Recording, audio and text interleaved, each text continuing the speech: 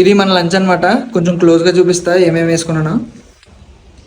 So ఇది moong dal.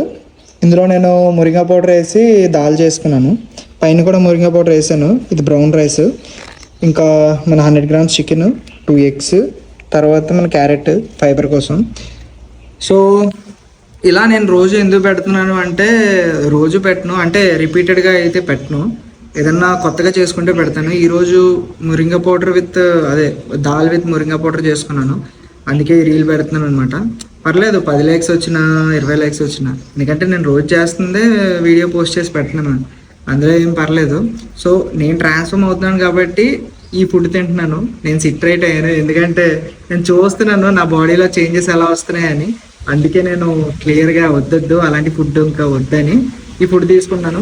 Okay, నేను ఒక షేప్లో వచ్చిన తర్వాత మేబీ నేను వేరే వేరే ఫుడ్స్ తినచ్చు, మోడరేట్గా తినచ్చేమో.